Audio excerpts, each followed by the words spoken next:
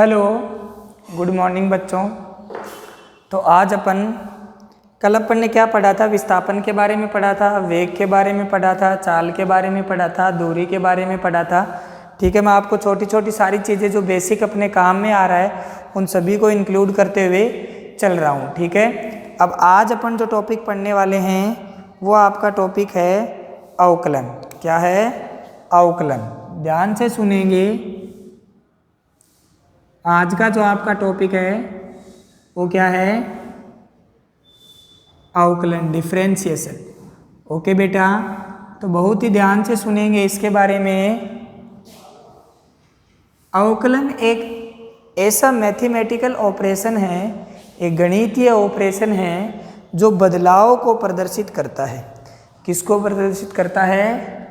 बदलाव को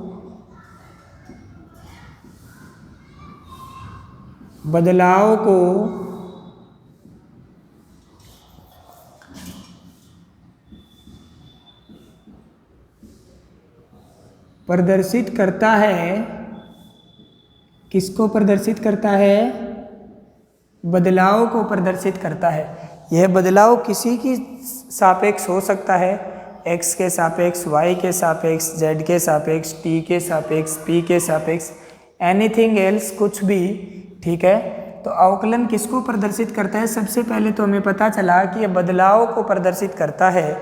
ठीक है, अब अपन इसके साइन पे चलते हैं कि अवकलन का जो डिफरेंशिएशन का जो साइन होता है, इंग्लिश में डिफरेंशिएशन बोलते हैं इसको, जो साइन होता है अवकलन का वो क्या होता है? तो ध्यान से देखिए, अवकलन का जो साइन होता है इसको अपन ऐसे भी लिखते हैं dy/dx। जो d होता है वो इसके चिन्ह को प्रदर्शित करता है। किसको प्रदर्शित करता है? चिन्ह को। ठीक है ना, इसका जो साइन है वो क्या है? d। क्या है बेटा? d।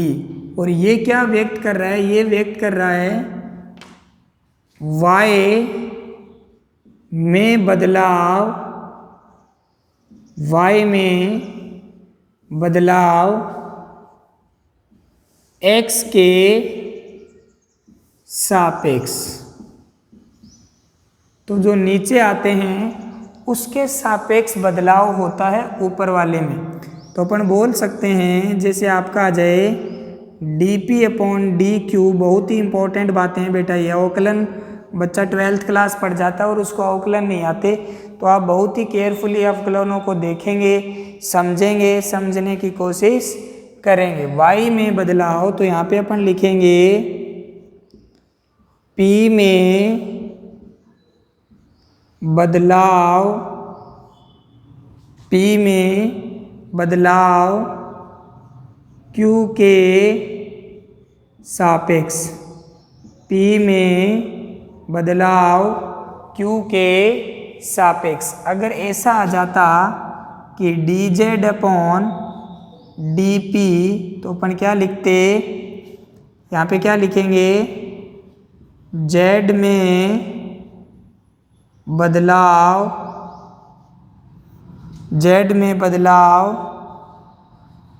p के सापेक्ष, z में बदलाव p के सापेक्ष। ओके बेटा, तो d है वो अवकलन के साइन को प्रदर्शित करता है, क्योंकि इंग्लिश में अपन अवकलन को डिफरेंशिएशन बोलते हैं। तो dy/dx का मतलब है y में बदलाव x के सापेक्ष। ऊपर वाले में हमेशा बदलाव होता है नीचे वाले के सापेक्ष। ये बात आपको हमेशा आपको क्या रखनी है?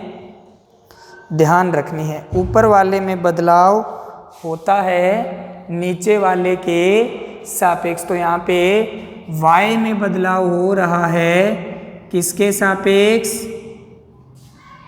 x के सापेक्ष। ठीक है, इसी प्रकार यहाँ पे p में बदलाव हो रहा है किसके सापेक्ष?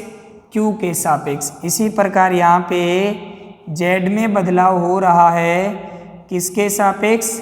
q के सापेक्ष। जैसे आपकी जो एज है वो समय के साथ बदल रही है, तो अगर उसका अवकलन करेंगे तो अपन क्या लिखेंगे? dA/dt।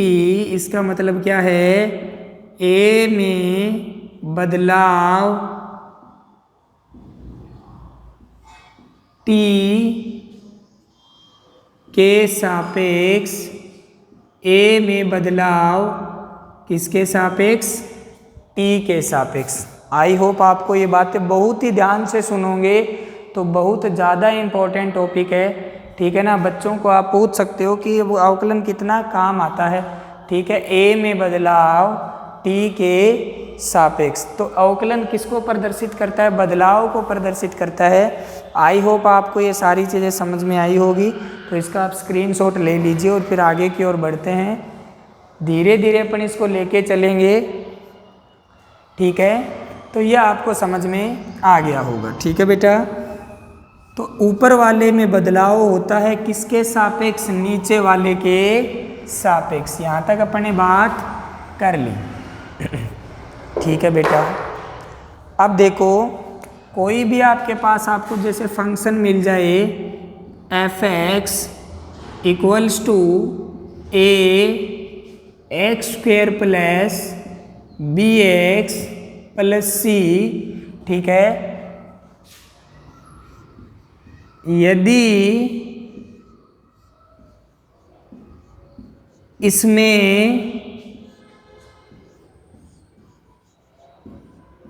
x के सापेक्ष, यदि इसमें x के सापेक्ष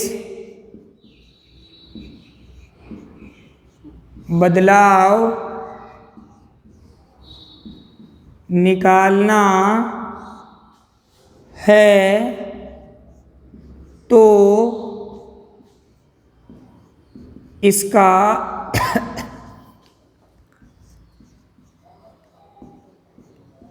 x के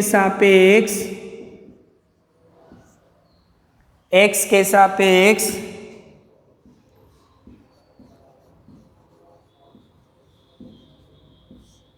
अवकलन करेंगे। ओके बेटा, तो x के सापेक्ष इसका अवकलन कैसा हो जाएगा, जिसका जो अवकलन करना होता है वो तो हमेशा क्या आएगा, ऊपर, और जिसके सापेक्ष करना होता है वो हमेशा क्या आएगा, नीचे। तो ये f(x) का x के सापेक्ष अवकलन हो गया। आपको एक ही बात याद रखनी है, जिसका अवकलन करना है वह हमेशा ऊपर आएगा और जिसके सापेक्ष करना है वह हमेशा नीचे आएगा। तो आप इसका भी स्क्रीनशॉट ले लीजिए।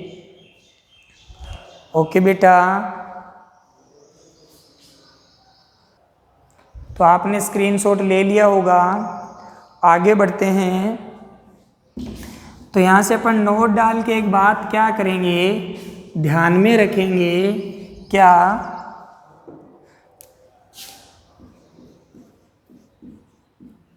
नोट डाल के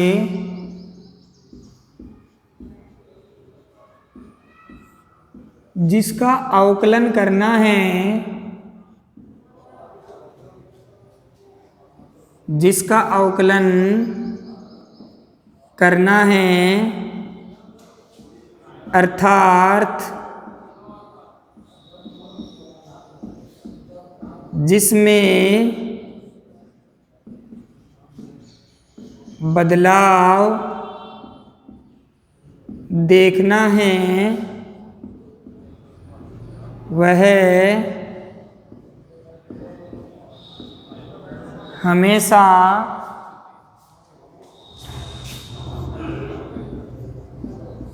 अंश भाग में आएगा,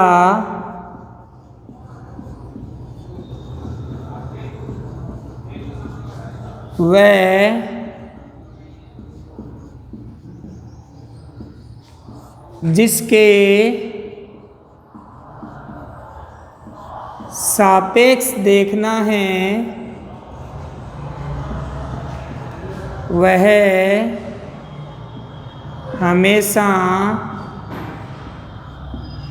हर भाग में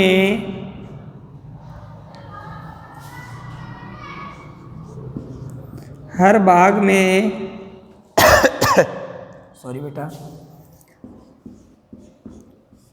आएगा। जिसका अवकलन करना है अर्थात हमें जिसके अंदर बदलाव देखना है वह हमेशा अंश भाग में आएगा, वह और जिसके सापेक्ष देखना है वह हमेशा हर भाग में आएगा। फॉर एग्जाम्पल जैसे हमें dy/dx करना है तो हमें y में बदलाव देखना है, y में बदलाव देखना है तो ये हमेशा किस भाग में आएगा, अंश भाग में। और किसके सापेक्ष देखना है के सापेक्ष देखना, किसके सापेक्ष देखना है, x के सापेक्ष देखना है। तो जिसमें बदलाव देखना होता है वह हमेशा अंश भाग में आता है और जिसमें बदलाव के सापेक्ष देखना होता है वह हमेशा कहाँ आएगा, हर भाग में। तो आप स्क्रीनशॉट लेते रहिए।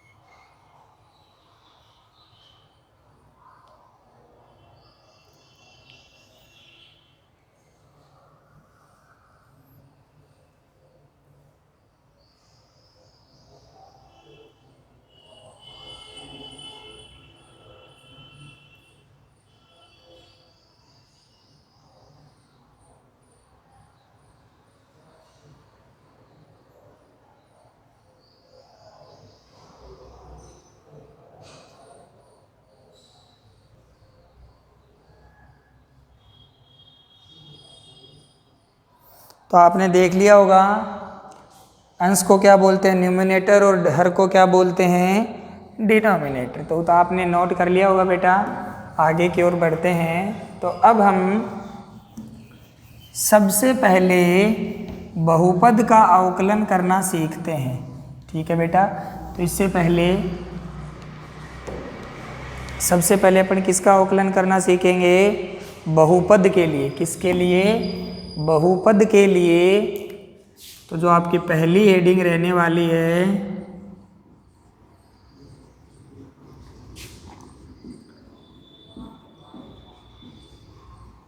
बहुपद के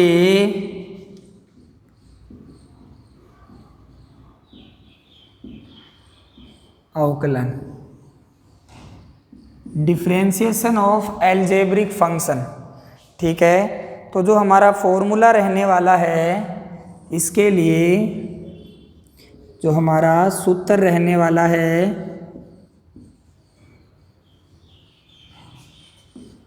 वो क्या रहेगा, ध्यान से देखेंगे। अगर हमें x की पावर n का डिफरेंशिएशन करना है x के सापेक्ष, तो इसका हो जाता है nx n माइनस 1। अब अपन एग्जाम्पल शुरू करते हैं। जैसे आपको एग्जाम्पल दे दिया, x की पावर 3 का अवकलन करना है। क्या करना है, x की पावर 3 का अवकलन करना है। तो अभी आप स्टेप समझेंगे। स्टेप फर्स्ट,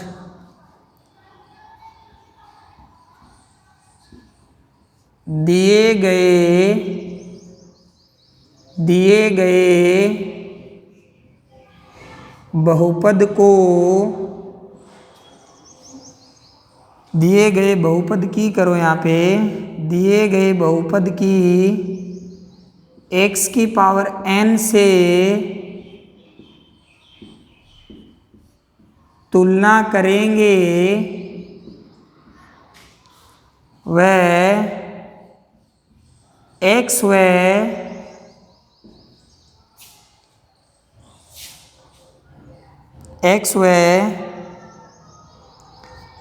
n का मान ज्ञात करेंगे। सबसे पहला पद है ये स्टेप। तो जो x की पावर 3 है उसकी आपको की तुलना किससे करोगे? x की पावर n से करने पर। x की पावर 3 की तुलना x की पावर n से करने पर। तो देखो x की जगह तो इसमें भी क्या है? x ही है, और n की जगह इसमें क्या है? 3 है। तो हमें पता चल गया कि x की जगह तो क्या है आपका? x है, और n की जगह क्या है? 3 है। अब स्टेप 2 लिखेंगे।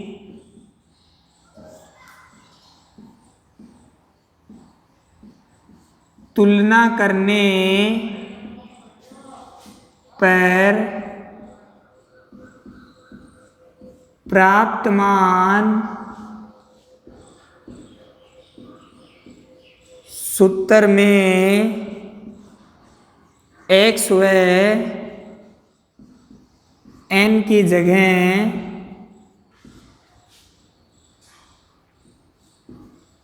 रखेंगे। ठीक है, तो तुलना करने के बाद जो आपका मान आया है वो क्या आया है? d x की पावर 3 अपॉन dx, क्योंकि x की जगह x है और n की जगह क्या है तो यहाँ भी रख देंगे। तो क्या हो जाएगा? 3x 3 माइनस 1, तो उत्तर कितना आ जाएगा? 3x की पावर 2। ओके बेटा, तो ये दो स्टेप हो गई। जो जहाँ पे है उसको अपन वहीं पे रखेंगे। ठीक है, तो ये आपको बेटा समझ में आया होगा कि तुलना करने पर प्राप्त मान में x व n की जगह रखेंगे। तो आगे बढ़ते हैं। ये पॉइंट आप फटाफट स्क्रीनशॉट ले लीजिए, फिर बाद में इसको नोट डाउन कर लेना अपनी कॉपी में। ठीक है बेटा, अब आगे बढ़ते हैं। तो जैसे अगला फॉर्मूला अपन करने के लिए जाएं, ये दो स्टेप आपको ध्यान रखनी है। अब देखते हैं अगला एग्जाम्पल। जैसे हमें दे दें x की पावर 7 का अवकलन करो, तो बस अब डायरेक्ट करेंगे। x की पावर 7 की तुलना x की पावर n से करेंगे। ठीक है, तो देखेंगे कि x की जगह क्या आ रहा है? x, और n की जगह क्या आ रहा है? 7। तो इसका मान फॉर्मूले में रखेंगे। तो d x की power 7 upon dx equals to n की जगह 7, x 7 माइनस 1, तो 7x की पावर 6। अब आपको बहुत अच्छे से समझ में आ रहा होगा। जैसे मैं आपको बोलूं कि आप मेरे को t की पावर 9 का करके बताइए, तो आप क्या लिखोगे? x की जगह देखेंगे कि सर क्या है? t, और n की जगह क्या है? 9। तो फॉर्मूले में रखेंगे d t की पावर 9 अपॉन डी टी। तो x की n की जगह क्या रखेंगे? 9 t 9 माइनस 1, तो 9 t की पावर 8। ओके बेटा, जैसे आपको अगला क्वेश्चन दे दे कि एग्जाम्पल p की पावर 15 का करके बताइए, तो अपन क्या करेंगे? x की जगह क्या आ रहा है? p, n की जगह क्या आ रहा है? 15। तो फॉर्मूले में वैल्यू रखेंगे। तो d p की पावर 15 अपॉन डी पी, और n की जगह क्या रख देंगे? 15, x की जगह क्या रख देंगे? p, 15 माइनस 1, तो यहाँ पे 15 p की पावर 14। तो ये एग्जाम्पल आपको समझ में आ रहे होंगे, तो फटाफट स्क्रीनशॉट लेते रहिए। ठीक है, स्क्रीनशॉट लेते रहिए, ले लिया होगा। आगे चलते हैं। बस आपको एक ही फॉर्मूला याद रखना है, और एक फॉर्मूला अगर आप ढंग से याद कर लोगे तो मैं आपको सारे क्वेश्चन करवा दूंगा। जैसे अपने को बोल दे कि s की पावर 13 का करके बताइए, ये आपको एग्जाम्पल देता हूँ। तो आप क्या करोगे? तुलना करेंगे। सर x की जगह क्या आ रहा है? s आ रहा है, n की जगह क्या आ रहा है 13 आ रहा है, तो वैल्यू रखेंगे सर फॉर्मूले में x की जगह तो क्या रख देंगे s और n की जगह 13, तो ये इधर वाला तो ये बन गया, इधर क्या बन जाएगा 13s 13 माइनस 1, तो 13s की पावर 2 सॉरी 12, इस तरीके से आपका हो जाएगा। ठीक है, जैसे आपको ऐसा दे दे, जैसे आपको एग्जांपल रूट एक्स दे दे, या रूट एक्स को आप और क्या लिख सकते हो x की पावर 1/2। ठीक है, तो इसका करना पड़े तो हम क्या बोलेंगे कि x की जगह तो हमारे पास x ही है और n की जगह क्या है 1/2, तो फॉर्मूले में वैल्यू रखेंगे d x की पावर 1/2 अपॉन dx, तो n की जगह क्या रखा 1/2 x 1/2 माइनस 1, तो ये क्या हो गया x 1/2, एक में से आधा जाएगा तो माइनस 1/2 ही तो बचेगा। ठीक है बेटा, तो इसको अपन ऐसा लिख सकते हैं। इसको आगे अगर अपन एक्सपेंड करेंगे, ठीक है, इसको अगर अपन आगे देखते हैं तो d x की power 1/2 upon dx equals to 1/2, यहाँ पे जो 1/2 ऊपर है उसको मैं नीचे ऐसा ला के लिख सकता हूँ, लिख सकते हैं अपन, और इसको आगे क्या लिख देंगे 1 अपॉन x की पावर 1/2 को अपन क्या लिख सकते हैं रूट x। तो देखो बहुत ही आसान है, जो आपको गिवन फंक्शन रहता है उसकी क्या करेंगे तुलना कर लेंगे, x की जगह क्या आ रहा है x आ रहा है, n की जगह क्या आ रहा है 1/2, ये मान अपन ने फॉर्मूले में रख दिया। ये जब इसको सोल्व करेंगे तो क्या आएगा 1/2 को -1 में से अगर 1/2 को माइनस करेंगे तो -1/2 बचेगा, और उसको अपन फॉर्मूले में रख देंगे तो आपका फॉर्मूला क्या बन जाएगा 1/2 रूट एक्स। ठीक है, तो इस प्रकार का क्वेश्चन भी आपके सामने आ सकता है। ठीक है, तो आगे बढ़ते हैं। ठीक है, फटाफट स्क्रीनशॉट लेते रहिए आप, फिर आप घर पे भी कुछ क्वेश्चन करना इस प्रकार के। आगे बढ़ते हैं, जैसे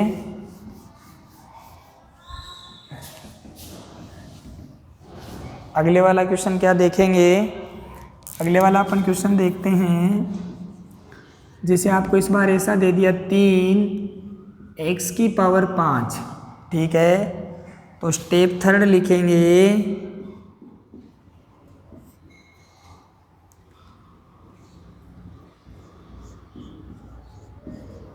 बहुपद के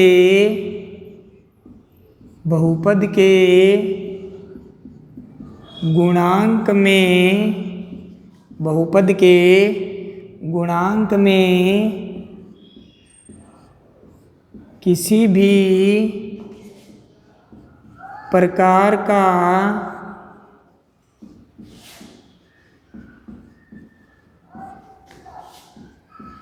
कोई परिवर्तन ना करें, बहुपद के गुणांक में किसी भी प्रकार का कोई परिवर्तन ना करें,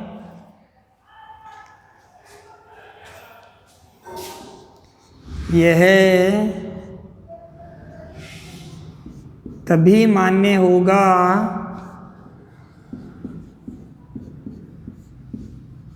जब बहुपद का गुणांक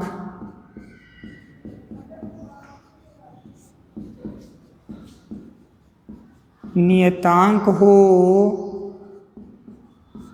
यह तभी मान्य होगा जब बहुपद का गुणांक क्या हो नियतांक। बहुपद के गुणांक में किसी भी प्रकार का परिवर्तन ना करें, यह तभी मान्य होगा जब आपका बहुपद का गुणांक क्या होगा नियतांक। तो एग्जाम्पल देखते हैं, तो इसमें नियतांक है आपका, सोल्व करते हैं तो आपका 3 क्या होता है नियत राशि तो है, तो 3 तो नियतांक है। x की जगह क्या आ रहा है x आ रहा है, n की जगह क्या आ रहा है 5 आ रहा है, तो फॉर्मूले में रखेंगे इस पूरे मान को, तो जो नियतांक है उसको वैसा का वैसा ही लिख दो, 3x⁵ अपॉन dx लिख दिया। तो मैंने क्या बोला, नियतांक में कोई भी परिवर्तन नहीं करना, ठीक है। फॉर्मूले में रखेंगे तो n की जगह क्या आएगा 5x 5 माइनस 1, तो यह आपका कितना आ जाएगा 15x⁴। नियतांक में किसी भी प्रकार का कोई भी, यदि बहुपद का गुणांक आपका नियतांक है, ठीक है ना, तो आपको कोई भी परिवर्तन नहीं करना। जैसे आगे बढ़ते हैं,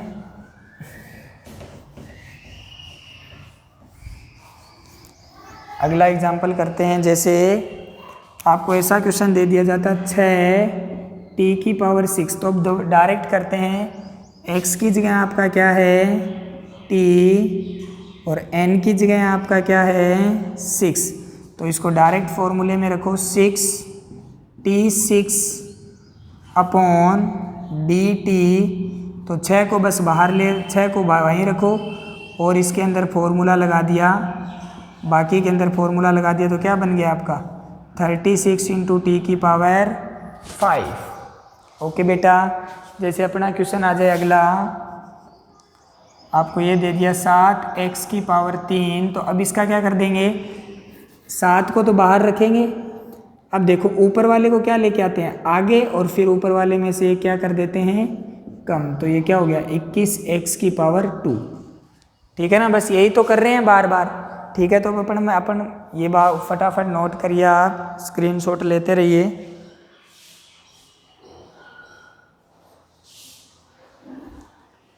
ठीक है, ले लिया होगा बेटा। तो अपन इसकी एक ट्रिक देख लेते हैं, ठीक है ना।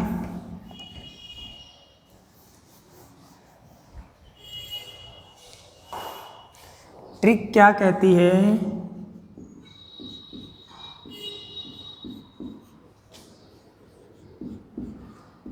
घात को आगे लाएंगे व घात में से एक कम करेंगे। सही है। तो जैसे आपको फॉर्मूला क्वेश्चन दे दिया x⁹, ठीक है बेटा, ये आपको एग्जाम्पल दे दिया। तो घात को क्या करेंगे, आगे लेके आएंगे और इसमें से एक क्या कर देंगे, कम कर देंगे, तो भी आपका सही जाएगा। देखो देखो बहुत आसान हो गया कि नहीं हो गया। जैसे आपको दे दे t⁵ का, तो t⁵ कहाँ आएगी, 7 आगे आएगा और उसमें से एक कम कर देंगे। जैसे आपको दे दे p³, तो 3 कहाँ आएगा, आगे आएगा और p में से क्या कर देंगे, कम कर देंगे। जैसे आपको ऐसा दे दे 15x⁴, तो अपन क्या करेंगे, मैंने आपको क्या कहा था, नियतांक में कोई भी परिवर्तन यहाँ पे नहीं करेंगे, ठीक है। 15x⁴ में 2 आगे लाएंगे और 1 कम कर देंगे, तो ये क्या हो गया 30x।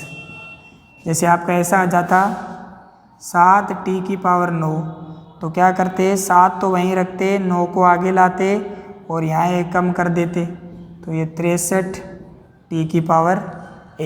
जैसे आपको ऐसा दे देता 10t⁸, तो 10 तो वहीं रखते, 8t⁷, तो कितना हो जाता 80t⁷। तो आई होप आपको ये सारी बातें समझ में आई होगी, बहुत अच्छे से आपको समझ आ रहा होगा, ठीक है बेटा, बहुत अच्छे से आपको समझ में आ रहा होगा। तो फटाफट स्क्रीनशॉट ले लीजिए इसका भी आप, ठीक है, ले लिया होगा। आगे बढ़ते हैं। तो ये आपकी ट्रिक हो गई, इससे आप बहुत सारे क्वेश्चन फटाफट बना सकते हो, अपन इसी का यूज करेंगे बाद में, ठीक है ना। जैसे मैं आपको दे दूं 15p⁵, तो क्या करेंगे, ये आपका क्वेश्चन हो गया। तो 15 को तो वहीं रखेंगे, ठीक है, p⁵ में से 3 को आगे लाएंगे और ऊपर ये क्या कर देंगे कम, तो ये क्या हो गया 45p²। जैसे यहाँ पे आपको दे दे 16z⁵, तो तो 16 को तो वहीं रखेंगे, 6 को आगे लाएंगे और ऊपर एक क्या कर देंगे कम, तो 96 z की पावर 5। जैसे आपको यहाँ पे दे दे 81 t की पावर 3, तो 81 को तो वहीं रखेंगे, 3 को आगे लाएंगे और ऊपर एक क्या कर देंगे कम, तो 243 t की पावर 2। ओके बेटा, तो इस प्रकार से आपको ये क्वेश्चन करने हैं। तो ये मैंने आपको बहुत सारे क्वेश्चन करवा दिया, आप स्क्रीनशॉट ले लेना। और अभी मैं आपको कुछ क्वेश्चन दूंगा, आपको उनका जवाब कमेंट सेक्शन में ज़रूर देना है। अगर आप कमेंट सेक्शन में जवाब नहीं देंगे तो आगे से आपको क्वेश्चन देना बंद कर दिया जाएगा, क्योंकि अगर आप पढ़ने में रुचि नहीं रख रहे तो फिर उससे कोई फ़ायदा नहीं है। ओके बेटा, तो आपको पढ़ने में रुचि ज़रूर रखनी है। एक और बात करते हैं, स्टेप 3 हो गई थी, स्टेप 4 की बात करते हैं। यदि नियतांक अकेला है, अर्थात वह कोई ऐसी संख्या के साथ नहीं है, क्या के साथ नहीं है, जो बदल रही है, तो नियतांक का अवकलन, तो नियतांक का अवकलन हमेशा शून्य होगा। तो नियतांक का अवकलन हमेशा शून्य होगा। फॉर एग्जाम्पल, जैसे आपको बोल दे कि आपको 7 का अवकलन करना है, किसका, 7 का, तो 7 का अवकलन हमेशा ऐसे ही तो लिखेंगे, किसके सापेक्ष करना है, x के सापेक्ष, तो इसका अवकलन हमेशा क्या होएगा 0। जैसे आपको बोल दे 8, तो इसका भी क्या होएगा 0। जैसे आपको बोल दे 10, तो इसका भी क्या होएगा 0। नियतांक राशि का अवकलन हमेशा 0 होता है। क्यों 0 होता है? क्योंकि अवकलन किसको प्रदर्शित करता है बेटा, बदलाव को। जैसे आप पढ़ रहे हो तो आप फर्स्ट क्लास में पढ़ रहे थे तब भी 2 का मान 2 ही था, अभी तुम 11th क्लास में पढ़ रहे हो तो भी 2 का मान कितना है 2, अर्थात 2 में कितना बदलाव हुआ है 0, तो 0 बदलाव हुआ है तो इसका मान भी कितना हो गया 0, क्योंकि अवकलन हमेशा किसको प्रदर्शित करता है, बदलाव को। तो नियतांक का अवकलन हमेशा क्या होता है 0, याद रखना है ये आपको। तो ये आपकी स्टेप 4 स्क्रीनशॉट ले लीजिए बेटा, फिर आगे बढ़ते हैं। तो आपने ले लिया होगा तो मैं आपको कुछ क्वेश्चन देता हूँ, आपको उनको घर से करके लेके आना है, ठीक है, और आपको उसको कमेंट सेक्शन में बताना है। आना तो क्या है, अपने घर से ही आपको कमेंट सेक्शन में उनका उत्तर बताना है, ठीक है बेटा। तो पहला क्वेश्चन है आपका x की पावर 9, दूसरा क्वेश्चन है t की पावर 7, तीसरा क्वेश्चन है z की पावर 15, चौथा क्वेश्चन है x की पावर 27, पाँचवा क्वेश्चन है 6x की पावर 3, छठा क्वेश्चन है 9 t की पावर 7, सातवां क्वेश्चन है 8 t की पावर 3/2, आठवां क्वेश्चन है 5 x की पावर 4, नौवां क्वेश्चन है 30 x की पावर 1/2, और आपके लिए 10वां क्वेश्चन है 16x की पावर 7, और आपके लिए 11वां क्वेश्चन है 7 का, 12वां क्वेश्चन है 5 का, और 13वां क्वेश्चन है a। और यहाँ पे a आपका क्या है, नियतांक है, a आपका क्या है, नियतांक है। तो फटाफट आप इनका स्क्रीनशॉट ले लीजिए, और आप इनका एक क्वेश्चन और दे देता हूँ। जैसे यहाँ पे आपको बोल दे c, और c आपको क्या दे दे, यहाँ पे नियतांक दे दे, ठीक है।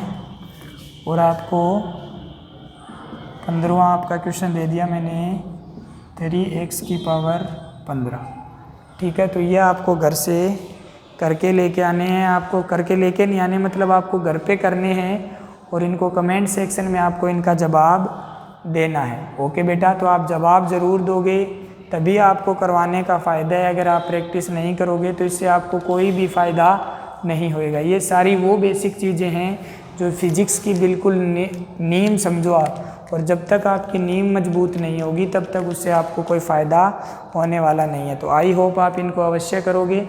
आज के लिए इतना ही रखते हैं। Okay, thank you, all the very best.